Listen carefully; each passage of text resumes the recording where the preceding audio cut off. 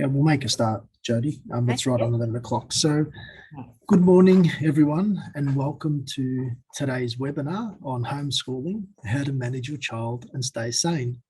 My name is Daniel Tramontana, and I'm delighted to be joined by Jodie Velardo. Jodie, welcome this morning. Morning, welcome everyone. I'll get you to explain your role within your school system and the amazing work that you do, and the amazing support that you provide to the parents and the students. And I remember when we met, I was so super impressed by you and the caliber of person that you are. But with today's session, I know it's a little bit different to what BGL normally does, but this is all part of our community series, and it's our way of giving back to the community in a manner that is, we believe, of great help. And this whole topic of homeschooling, remote learning, home parenting, whatever we want to call it, it's been challenging for us all. And whether you're a parent, you're a grandparent, no matter what position you're in, it has been a difficult time. But one of the things that I've loved in learning, talking to Jodie, is the fact that you're not there, you're not teachers, you're not qualified as teachers. And while many of us are doing our best, we've got to take some comfort in the fact that our best is very often more than good enough. And while there's been a big emphasis on the kids and the mental health of kids, and it's a real serious concern both today and going forward, there's pretty much a big sort of area of the whole area of the parents' mental health that really is not being talked about a lot. And both are equally important. And what we want to do today is really emphasize and focus on parents, their well-being, their mental health, and how you can work with your children or grandchildren, whatever capacity you work them in, to get across the line together and to get across the line strong. And the beauty of it is that there's no secret formula, there's no secret rules, but by just following some really good guidelines, being easy on yourself and doing the best you can both get across the line really strong. And this is what we want to, this is the message of hope that we want to pass on to you today. So Jodie will take over the webinar from here.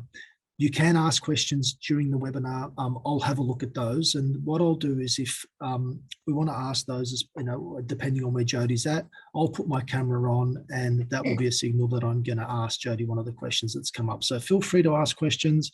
If not, at the end, we're going to leave about 10 to 15 minutes for a forum to be able to ask questions. But Jodie, I'm going to hand it over to you. I'm rapt to have you on board. I've loved working with you up to this point, and I know that what you've got for our attendees is just simply fantastic. So over to you. Okay, thanks, Daniel, and welcome everyone today. And I really appreciate you taking the time to come out and be part of a discussion that is affecting most families today. My role has been, I have been a teacher and an educator for over 25 years now, but for the last 15 years, I've been a wellbeing leader at our school, at the current school that I'm at. In my position, my role is to work with lots of families, lots of parents in particular, on managing their children, managing behavioural issues, managing anything that they need assistance with, particularly with parenting. So I do lots of work in the area of parenting, in the area of counselling children, particularly with grief or trauma. And I think this ties in beautifully with what we are experiencing at the moment. So I think today it's really important that we take a break, we stop, we sit, we drop our shoulders, we take a deep breath, and we just be calm. And take this opportunity to really listen to what we can do to best cater and look out for the mental health of our students as well as ourselves. What are we going to be able to do to get us through this next stage? I know that many of you, after yesterday's announcement from the government that our lockdown will be extended, and I know that this is quite difficult for some and very disheartening. There's probably many of you out there screaming to yourselves, oh my God, I can't do this. How am I going to get through this again? How am I going to cope with these children at home as well as trying to get through work on my own? So today is all about looking out for yourself, how we can best cater for your needs and look after your well-being and mental health, as well as looking out for the mental health of your students, as well as providing you with some tips on how to get through remote learning or homeschooling, whatever you'd like to call it, and as sanely as possible. So let's make a start. All right. One thing I remember so clearly is the day lockdown 6 was announced. I remember walking through the school at the time, and there was classes and children chatting and talking and laughing and everyone having a great time, being with their friends, being with one another. And all of a sudden, I went to my office and all of a sudden the phone rang. And I was told, Jodie, quickly get down to grade 3, 4. You need to get down there. I didn't know what was going on at the time, but I did walk down to the classroom. To my surprise, I walked into a class of 25 children howling, crying, sobbing, totally frantic at the news that they had heard that lockdown, there was going to be another lockdown and they had to prepare to go home. One of the parents had sent an email to their children saying, in a very panicky voice, my God, there's another lockdown. What are we going to do?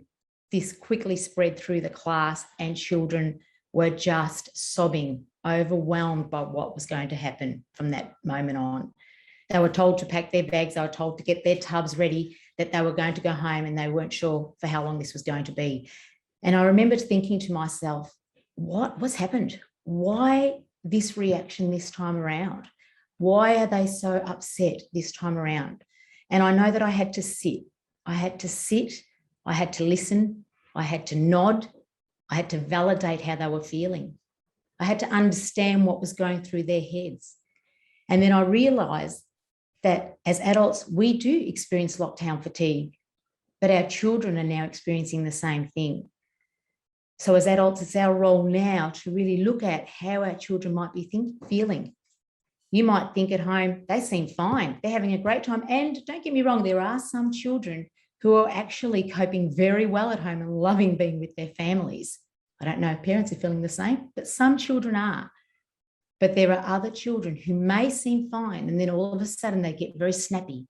All of a sudden they're getting very angry. They're getting very stressed. They're yelling at you, and you don't know where this has come from. This is underlying issues of maybe their anxieties of how they're feeling at the moment. So today we're going to first look at how your child might be feeling through this lockdown, and then what you can do to support this. We'll then move on to remote learning, homeschooling, and what that might look like in your household. And then the final stage is looking after yourself. So prioritizing your own well-being, because we know how important it is for you to be in control in order for you to be able to look after your family. So when we're talking about our children, I want you to think about what you're seeing at home, the type of student that the type of child you're seeing at home at the moment. Some of our children may be feeling anxious. In their minds, they're thinking, what's going to happen now? How long is this going to go for? How long are we going to be stuck at home? How long are we going to be like this? Others may be feeling overwhelmed. This is too hard. Mum or dad or whoever's looking after them, their carer, may not be able to look, is not teaching me well, is not helping me with schooling. Many are unsure of what the future holds. Are we going to be here till Christmas? Am I going to get sick? I'm sure many of you are aware about the disappointment many are feeling at the moment. Sports are cancelled. Some students may have missed out on camp, missing out on seeing friends. Year 12's missing out on valedictory balls and missing out on their final year of school. So lots of disappointment going on with our children. Many are afraid. They're listening to the news. Will I get sick? Will their grandparents be sick? Will their families get sick? What will happen if they get sick? Others will be feeling lonely, missing friends, missing grandparents. And finally, angry. Why is this happening? It's not fair. I'm missing out on doing this or I'm missing out on doing that. And you might be looking at this list and thinking, yeah, that's me too. I'm feeling all of those things. And that's perfectly normal. And one thing we need to do is actually normalize that these are normal feelings and it's okay to be feeling this way. So as parents, what can we do to help? The first thing, and the very first thing, and the most important, I believe, is to talk to your child about how they are feeling. Talk to them and really listen. Listen to what they're trying to tell you. Listen to what they're feeling deep down. listen to their concerns and validate it. You might be thinking, oh, that's ridiculous, you're overreacting, but that's actually not the case. We need to validate, because if that is how they are feeling, then it is their emotion, and we can't dismiss that. So validate what they are going through, give them the nod, tell them that you understand how that is. Help them name their emotion. I think this is a really big one. A lot of the times children will say to us that they're upset and they don't know why. And it's really important to really knuckle down and get down to the bottom of the cause of their emotion. So some of them might say to you that I'm feeling really sad, or I don't know what's going on, but then get them to break down what they're feeling or what's going on. And that could be a matter of, I'm feeling really angry because I've missed out on the grand final that I knew that was going to happen. Or I'm feeling really sad because we were supposed to go to camp next week and that's not happening anymore. When you're able to name that emotion, children are then better able to manage that emotion. So that's a really important one to try and practice with your children at home. Get them to name how they are feeling. Acknowledge and empathize with the child. They need to know that you understand. And sometimes that's all it takes. Knowing that you're listening, you're hearing them, and you're empathizing with them sometimes is enough to get them through it. It's important to express your own feelings. Remember, you're their role model. If you go around and you're anxious and you're nervous and you're angry and you're frustrated, they're going to copy you. So the most important thing you can do is role model good behaviors, but also letting them know that you're feeling the same way and that it's okay not to feel okay, and that it's okay to feel angry or to feel sad or to feel disappointed. That is normal feelings during these uncertain and unprecedented times. It's important to speak to your child calmly and openly. They see your anxieties, you will pass that on to your child. Provide perspective. I think this is an important one. They've been through this lockdown 5 other times and they've got through this. You might discuss with them what worked last time. What did they do to help them get through it last time? And it could be, oh, because we used to go out for a walk, Mum, or we used to go and do this, Dad, with Dad. That way they can see that even though we're in this, that they will get through it just like they did the last time. Give them a sense of control and seek solutions. So asking them, what can you do to help them? What can you do to help them get through this next 3 weeks, 5 weeks, whatever it takes? And also seek solutions. Ask them what they think. Get them to contribute. What do they think will help them get through this? Reassure them that they will get through it just like they did last time. And just make sure you're providing that safe and secure home, because at the moment, that is their environment. That is the time they're going to be spending all of their time. So they're used to being at school. They're used to being in a safe environment. Now your home life needs to be that environment. They need to know that they're in a place where they're not going to get sick, that they've got a parent or 2 parents to support them and guide them. When to be concerns and signs to look out for. It is very normal during this time that you're going to see some abnormal behaviours. That's quite normal. We're all feeling stressed. We're all feeling irritated. We're all feeling angry. Our tempers are a little bit shorter than they usually are. But when you're seeing normals or signs or concerns that they are not getting over, that have been going on for a greater period of time than normal, such as excessive crying, returning to behaviours they have outgrown. You know, I remember seeing a child who was in grade 3 who is now using baby talk all the time. Now, why is that occurring? What are they missing? What are they needing? The bedwetting, excessive worry and sadness. Are they finding everything really difficult to deal with? Are they sad all the time? Are they concerned and worrying all the time? Are you not able to find any smiles in them or any laughter come out of them? If they're not sleeping and they're struggling with that, if they're acting out, particularly in teens sometimes act out all the time anyway, and that's okay. But are these children acting out of the normal? Poor school performance or avoiding school?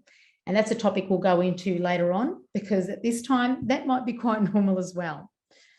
If they're struggling to focus, if they're avoiding activities that they used to enjoy in the past. So unexplained body aches and headaches and continually worrying. If you're seeing these signs and you're seeing the child that is not behaving in their usual way, then this has been ongoing. So that's the difference. We may see 1 or 2 or 3 of these, and that's fine. But if it's ongoing and you can't seem to get them out of this rut, then it's really important that you contact your GP. And I know doctors are very busy at the moment, and psychologists are very, very difficult to get into at the moment.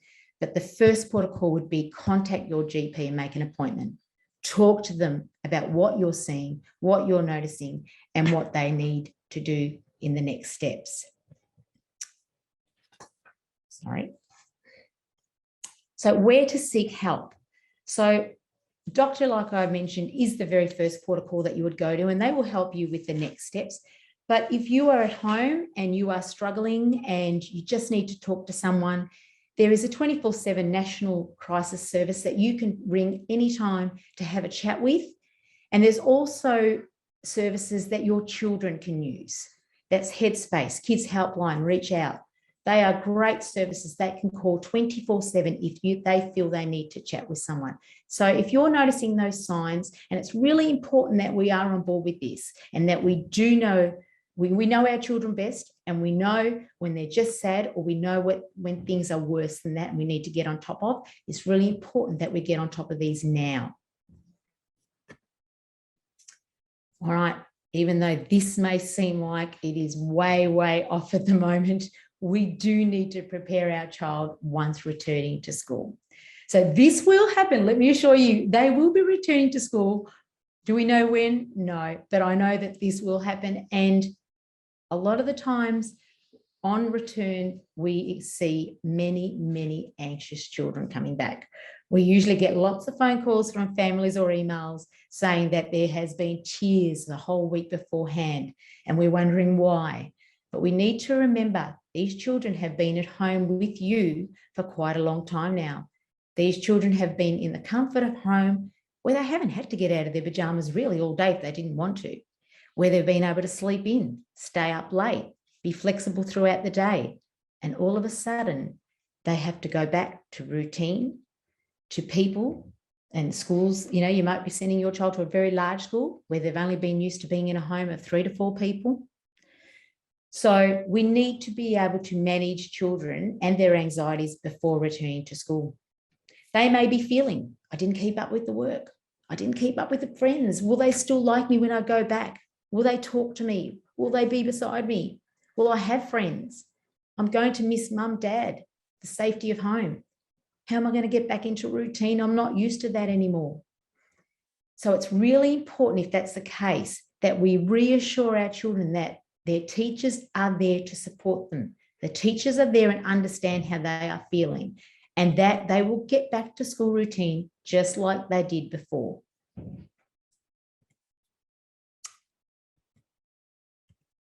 So before returning to school, it's really important, if you're getting those tears a week or 2 before going back, then it's really important you help your child problem solve their concerns and plan with them what their day might look like. So an example, it might be that you prepare them by asking a friend to walk in with them at the front gate. We know that once we do go back to school, parents probably won't be allowed on site once again. So you might communicate with a friend before they go back so that they've got someone and they're not feeling alone. You might break down what their day will look like. So they'll have lunch, they'll have their recess. Who are they going to play with? So plan that out before they're at school. Who do they choose to sit with? Positive self-talk, teaching them, I can do this. I will get through it. I've done it before. I'll be able to do it again. And that positive mindset is so important in both adults and in children. A strategy I like to use with children, or actually with all adults as well, is red thoughts versus green thoughts. Our red thoughts are the thoughts that are worrying us, that are concerning us, that are holding us back. Our green thoughts are what's keeping us going. So if our red thought for your child is, I haven't spoken to friends, I'm really nervous about getting back to school, what is the green thought? Ask them to come up with, what is a green thought about that? okay, I know I haven't seen them for a while, but I'll talk to them before I go back so that we can meet at the front gate. A red thought, I'm struggling with my work. How am I going to get through this? A green thought, I speak to my teacher and I know she will help me. So it's getting them to tell you about their red thoughts and then also asking them to change that mindset and to come up with a green thought. So a really good strategy to try with your children at home. Doesn't matter what age group. So take away any uncertainties and reassure them that it's okay and normal to feel anxious and that they will overcome this. And remember, need to work in partnership with the school. So let them know if your child is concerned. Let them know if your child is anxious. That way you can have a plan with them when their child comes back to school. And it could be a teacher waiting for them at the gate, the teacher talking to them on a Google Meet before they go back to school. So it's really important you keep that partnership with the school going. All right, homeschooling. This is the fun topic, and I'm sure many of you are struggling with at this time. So if your child is looking like this during a homeschooling Google Meet, or if your child is bringing alcohol on screen to show that this is something the family enjoy together, or if your child is sending this note home or sending this note to the teacher, talking to them about how stressed mummy is and is confused and is not getting through this, then this part is definitely for you.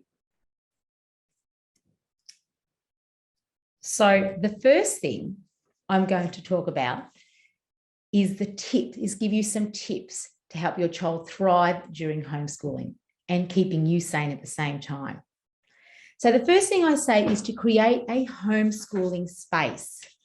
Have a space where they know that when they are working, that is their homeschooling space. If you don't have that space, and it might be the kitchen table, that's okay. But have a space, a designated space that your child knows where they need to go to. And it might be near you whilst you are working. Some parents prefer that because they can keep an eye on them and they can help them out.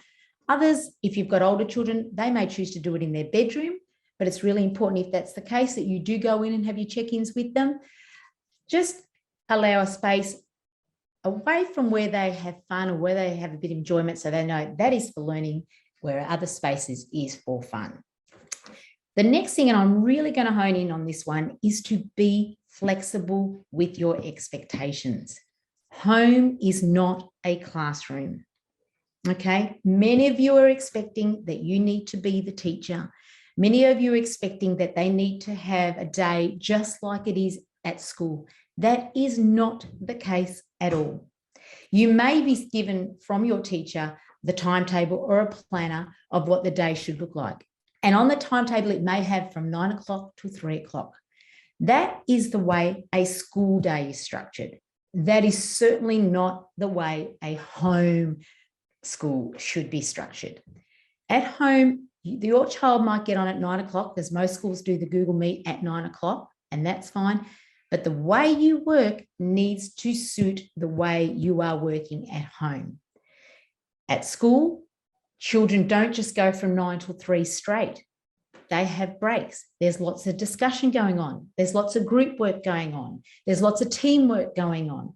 They don't sit at a computer all day doing schoolwork on their own. That is not a realistic expectation, and it is not a realistic expectation for you at home.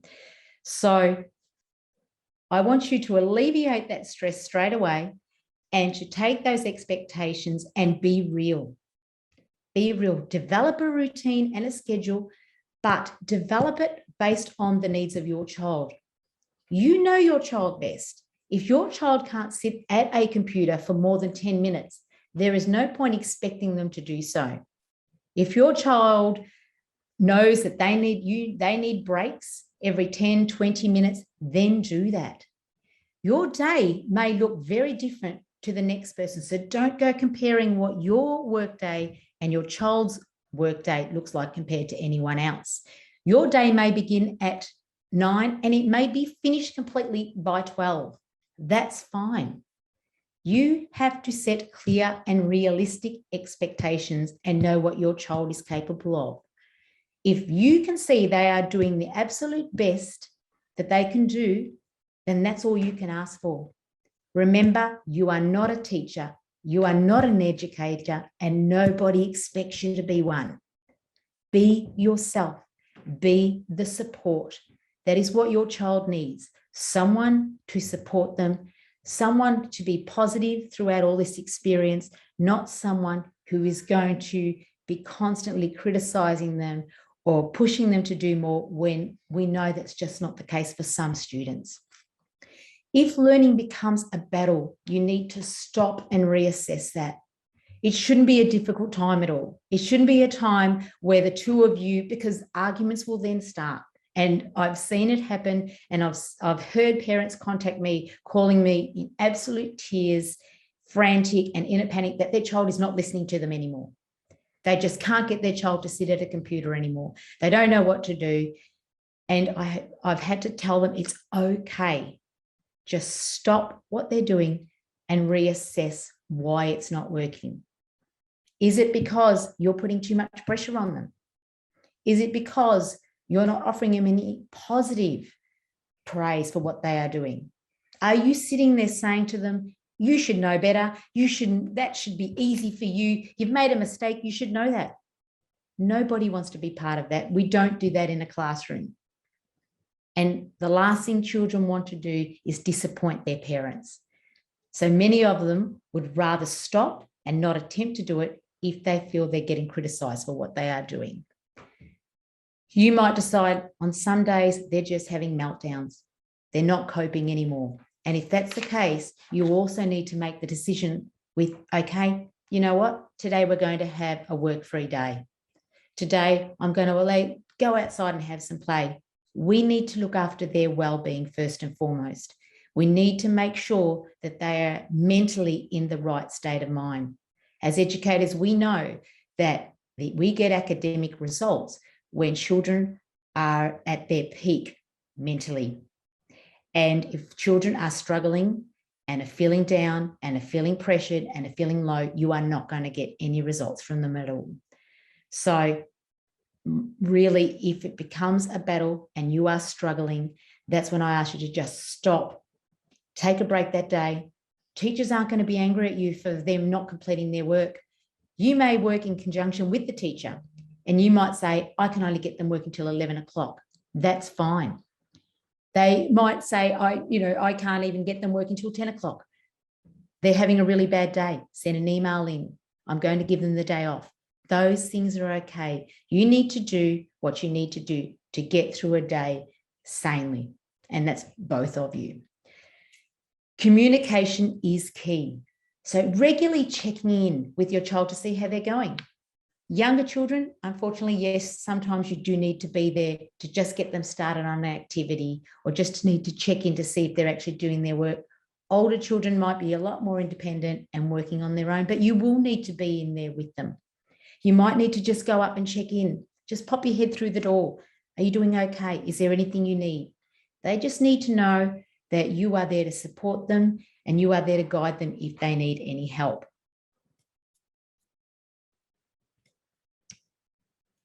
Be positive. So we've talked about that. Don't criticize or use put downs. It's hard enough for them being at home. So they just need to see you supporting them and using language focusing on dispositions. So I love the way you were so flexible with that. You found it really difficult, but you didn't give up.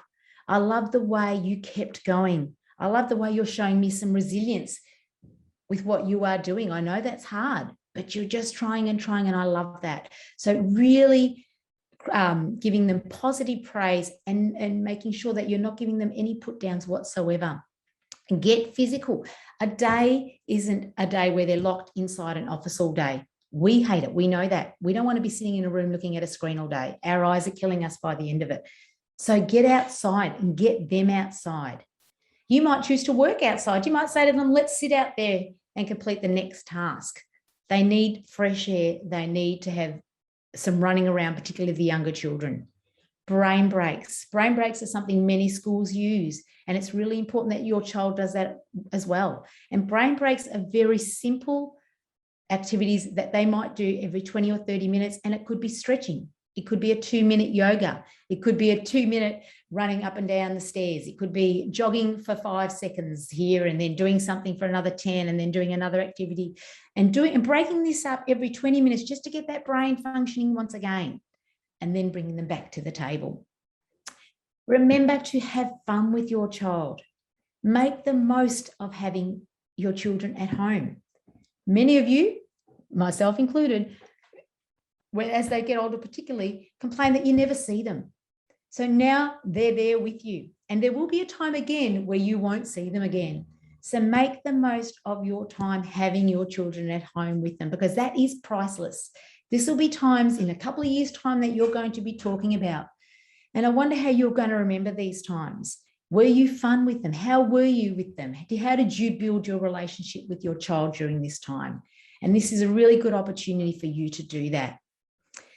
Take time to be grateful. And I think that this is really, really important. Grateful journals is something that we do as a school, and I'm sure lots of people do it as well at home. And there's simple things like sitting at home at the dinner table at the end of the day, at night, talking about 3 things that you were grateful for during the day. Find the positives. I know we're in a difficult situation at the moment, and there are very, very challenging times. But we do want to be able to find the positives. There are positives in everything that we do every day. I know that someone told me that he's been home with his children, and all of a sudden he's finding himself mopping and sweeping. And I have to say that that has to be a positive in somebody's household. So really important, sit down at the table at the end of the day, share it around the table so that you're all experiencing the joys of slight positivity throughout your day. But you might ask, if you're an older person and they don't want to do it at the table, that at night they have a journal and they write down 3 things before they go to bed, 3 good things that happened that day. Could be about their learning, it could be something they did with you, but they need to be able to find 3 things that they enjoyed. And finally, seek support. If things are difficult and you're not coping, and you don't know where to turn to, work with the school. They are there to support you, or work with your local GP, who are also there to offer you advice and to help you with the next steps. Just remember, we ask children to do for most of the day what few adults are able to do in even an hour. How many of us attending, say, a lecture that doesn't interest us can keep our minds from wandering? Hardly any. Something to think about the next time we sit down with them. All right, just quickly, if screen time is an issue for you and you're finding, oh my God, I can't get them off the screen. They're on screen all day with school, and then they're on screen all night with their families or with their friends. Usually I am someone who is not encouraging of screen time at all. And once the school day is done, I want kids outside. But unfortunately, at this time in our current situation, our children need social interaction. And unfortunately, at this time, the only social interaction they're going to get is through technology. And this can also really help alleviate some anxieties, particularly for older children. So if your children are asking to be on chats with their friends later on, or if you're finding children are gaming all the time, make sure that it's with their friends. Keep an eye out who they are mixing with, but just be that little bit more lenient at this time, because we know how important it is for them to be able to interact with their friends. So if you're finding that they are on the screen, set boundaries, focus on what they're watching, schedule dedicated playtime with other kids. So you might say, okay, let's meet up, let's get, 5 of your friends on, and let's do a Google Meet with them so you can have a chat with them. Older children might want to sit there together and watch a movie and just have a chat, have their screen on in the background where they can talk about things. That's what older kids like to do. Make sure that it is device-free during mealtime. Make sure there is no screen time before bed if you can help it. Avoid social media during study hours. So if they are studying, get that phone away from them. Particularly younger children are very clever at running to get your phone if they want to start playing a game, or going to get the iPad and get distracted very easily by that. So make sure it's out of sight. Make sure it's out of sight so they can't just go and get easy access to it and start playing on that. Pursue hobbies and build skills. So allow them to be on that. Work with them, compromise with them as well, but also say to them that you do expect that they are outside, or get them to help you do something. It might be baking a cake together, baking bread. It could be cooking dinner together. It could be doing something around the house, but make sure that they are aware, set those clear boundaries, that you are happy for them to be on with their friends, but there is also a time where they need to be off and getting physical. It's time to get bored. Sometimes let them use their imaginations. That's a creativity. And remember, you are their role model. So if they're seeing you on screen nonstop, all day, all night, or you on your phone, there is nothing stopping them from doing the same way. So remember, you need to also put down your phone and also stop with your screen time at a certain time so that you can spend quality time with your family.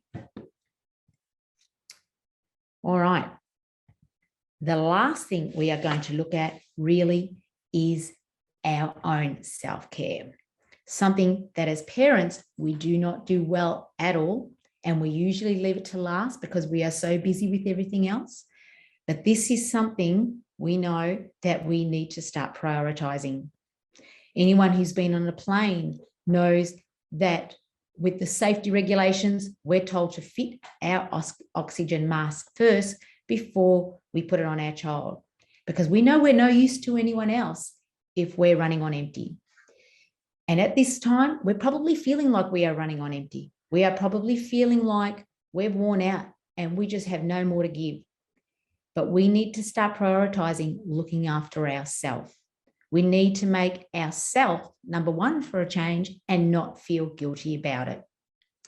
So the first thing I'm going to suggest is prioritizing what you're going to do for your own well-being. And that could be, I'm going to make an effort to call a friend once a week. I'm going to have a chat and a laugh with them. Take time to laugh, smile, and be silly. So do things that you wouldn't usually do. I know that with this homeschooling with my family, I've learned to play darts. I've learned to play chess. I've had golf competitions in the backyard. And I look at myself sometimes and shake my head. But I know that, you know what, we've actually had some fun times together, and they are the positives and they are the priceless times that I know I won't be forgetting during these times. Exercise, get out, even if it's a short walk. Something I've always loved to walk. I walk with my husband. I enjoy it. But recently I've decided to start walking on my own, listening to music. And that is something that I hadn't done before. And that is something that I'm loving. And I've got to admit, I feel like Forrest Gump sometimes, that I could just keep walking and walking and walking and not come home. But it is so good for the mind. It is so good for the brain that we do need to get out there and do something to keep us physical. Mindfulness. There are some really great apps out there that you might choose to use. And you might think, nah, that's not me. I'm not someone who can sit still. But we don't know unless we try. And mindfulness is so important, has such great benefits that it's worth just trying to get on. There are 2-minute ones, there are 5-minute sessions, and build yourself up slowly. It is amazing how this can calm our minds. And we know that when our minds are calm, we have a calm household. Making sure we get adequate sleep. And if that's not the case, why is it so? And trying to work that out during the day. Thinking about what is it that's going through your mind during the day that is stopping you from sleeping, so that by the time you get to bed at night, you are in a calm state. Rest without feeling guilty. It's okay to say to your family, I'm going into my room to sit for 10 minutes. Please don't disturb. That's something many of us feel really guilty about and won't do, but it's something at this time during these difficult, challenging times that we need to start doing, because we know that if we are not in the best place in our minds, mentally and emotionally, we are not going to be good to anyone. Prioritize. And this is a really good strategy that I like to use. And it's the glass balls versus the rubber balls. Glass balls are balls that we can't drop because they will break. So what are the glass balls in our life at the moment? What are some things that we need to keep going that we can't drop? And it could be work. It could be, attending the 9 o'clock meeting every day. It could be, we have to make sure that our kids are ready at the start of the day. But what about those rubber balls? What are those things that we can drop every so often, that we can bounce around with, that we don't need to do instantly, that it's going to create a bit of a more harmonious life for you? So it's really thinking about, what are the glass balls? What are things we cannot drop, to some things that we can bounce around with? Another strategy, quite simple to use, is the stop, start, continue strategy. What do you need to stop doing that is going to create more peace in your life? Is it emails after 6:30? Is it answering everyone's call and not making yourself available? What are you going to start doing? Something might be, okay, at 1 o'clock, I'm going to have my lunch and I am not going to respond to any emails during that time. I'm going to tell people I'm unavailable from 1 to 1:30 every day. And what are you going to continue doing that that works, that keeps you going? So that stop, start, continue, simple strategy to have in our heads, and just making slight changes can make the world of difference in our lives and to our mental well-being. We need to engage in activities that promote a sense of calm.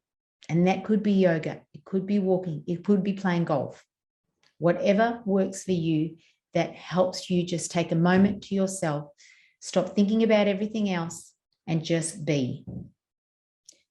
Be grateful. There is hope. There is always hope, and we need to know that. Yes, we're going through challenging times.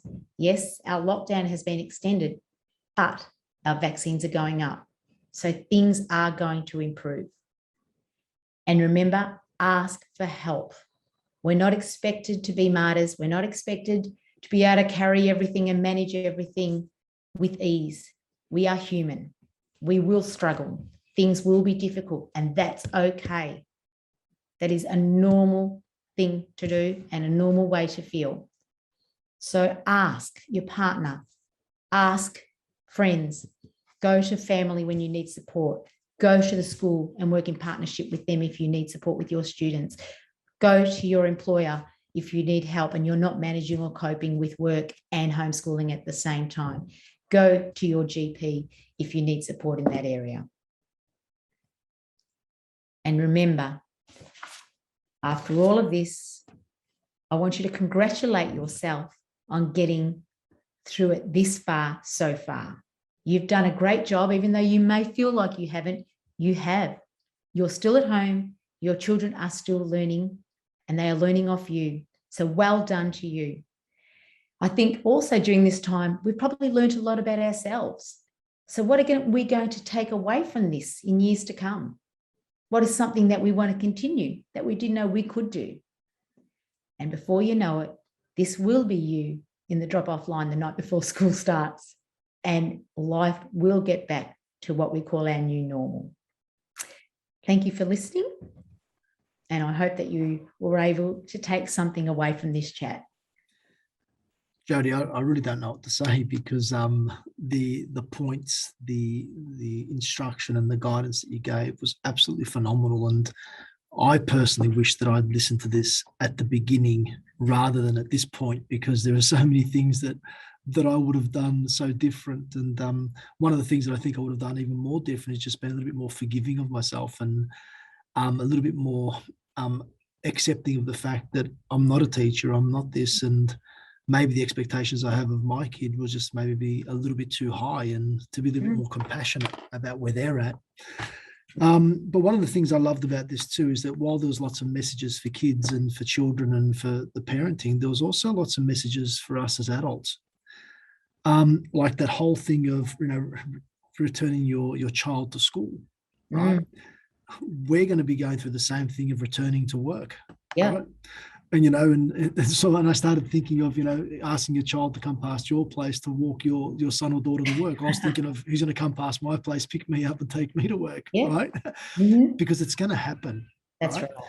And I've just loved what you've done, and I've just loved the way that you gave back to this community. And, you know, parents, grandparents, whatever capacity you're in, it's not easy, but there is hope. And at the end of the day, just be compassionate to yourselves, take time out for yourselves, be forgiving of yourselves. And if you're ever unsure, reach out and connect with your friends, connect with your families, connect with your colleagues, because honestly, we're in this together, and our hope is that we all get across the line strong. And then when we get to the other side of this, we want to be able to make sure that we're there with all our friends, family, and loved ones, because things will go back to normal. We know that. It's just a matter of when. Right. That's right. And I know that in talking to my son the other day, he was like, Dad, I just miss my mates, and I'm really struggling with the homeschooling, and I'm doing the best that I can. And what more can I ask? Nothing. That's right. And they will catch up, won't they? They will. One thing I think parents are so concerned about is, I can see my child is falling behind. And that's, I just can't reassure you enough that that's okay. If your child is falling behind, I know you might be thinking, oh, they're never going to catch up again, but they will. Our children are so much more resilient than we give them credit for. And once they get back to school, we know that in term 3, the government gave lots of funding to extra tutors to come into school and support those students who needed extra support. But we know also that once our children are back into normal routines, back into the average schooling day, they will catch up on their own. They are much more resilient than we give them credit for. I really believe that. And I think that parents sometimes don't see that, or at this stage where we're just home for such a long period of time, that we are so worried about, oh my goodness, you know, am I doing the right thing? Am I doing enough? Yeah. The fact that you're there supporting them is all we can ask for as teachers and as educators. I've got a great, and feel free to put your questions through, because we'll hang out for another 5 minutes, but I've got a great question here from Kula Jadiani. What is considered a reasonable amount of time of iPads for games for a 7-year-old? I know it's ideally none, but that's not realistic. It's not. Is 30 minutes a day okay? An hour a week? What's your view, Jodie?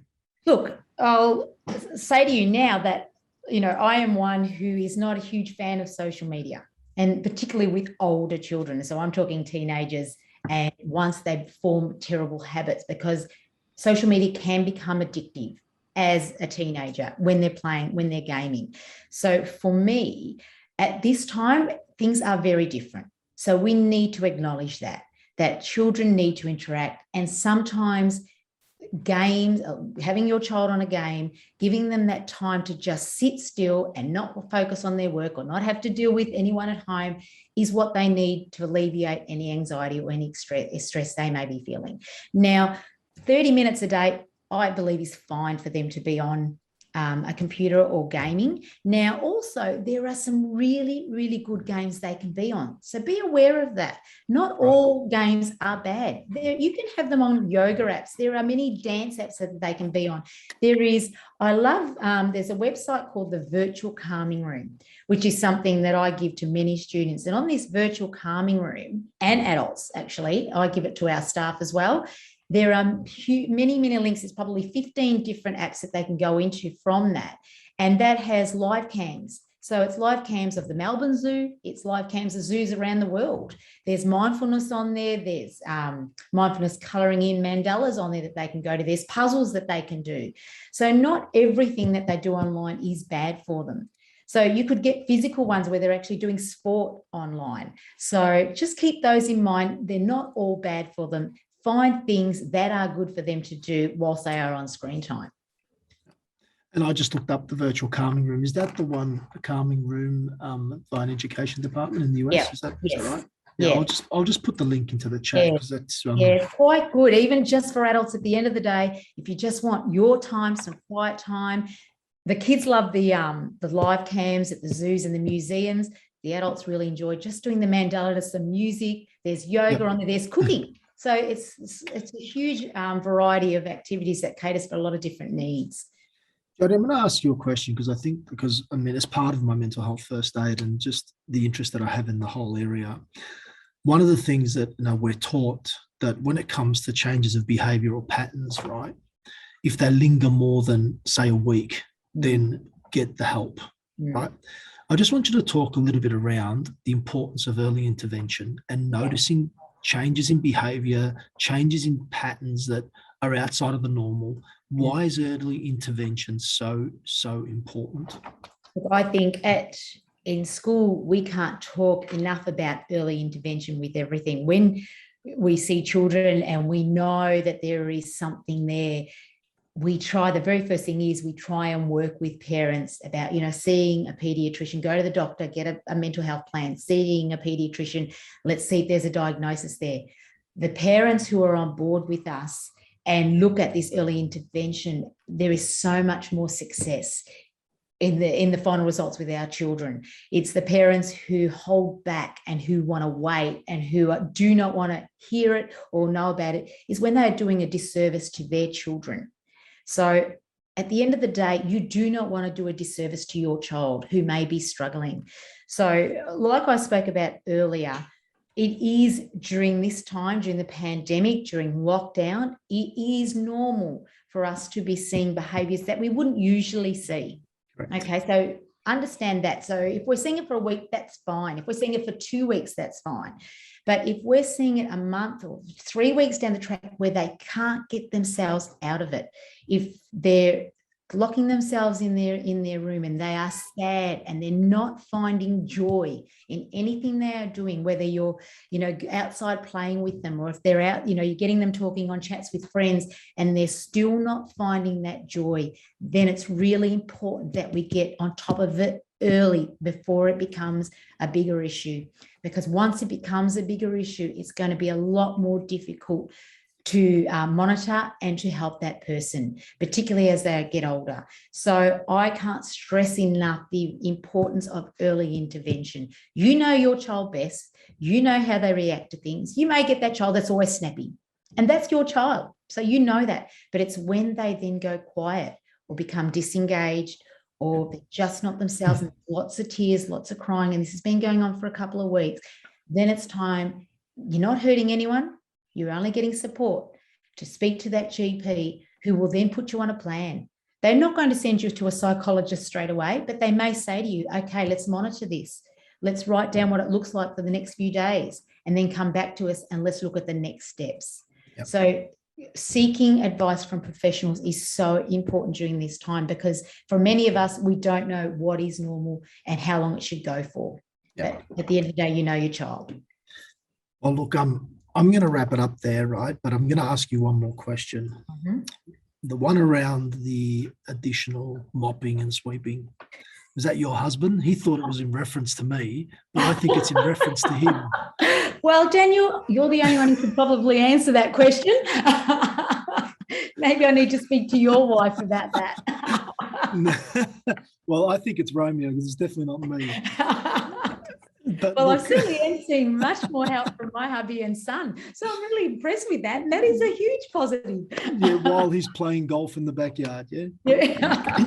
Yeah, well, look, we'll end it on that note. And look, Jodie, I just want to say on behalf of the entire community that's listened in, thank you. You presented that gracefully in a manner that was informative and in a way that just makes us feel that we can do this. Not only for ourselves, but for our kids. I personally wish more and more people would listen to this. I'm going to work out a way to try and get this out there more, because I think that what you've taught us and what you've showed us is essential to all of us. So on behalf of BGL, our client community, our broader community, and there are many people here who are not related to BGL who are listening too, thank you. It's been a pleasure. I've loved it, absolutely loved it. And I know that this will make a difference to people's lives, and that to us is super important. So thank you. No, thank you. And look, if we can change one small thing to make your life a little bit easier at home, then I know we've done our job. So look out for yourselves and stay strong. And like you said, Daniel, we will get through this. It will be okay once again. Yeah. I'm just going to take off now and look for a broom, okay? Yeah. No, I'll send Romeo a mop. Thank you. All right. Thanks, everyone. I love it. Thank you so much. Appreciate you so much, Jodie. Okay. Bye-bye. Ciao, ciao.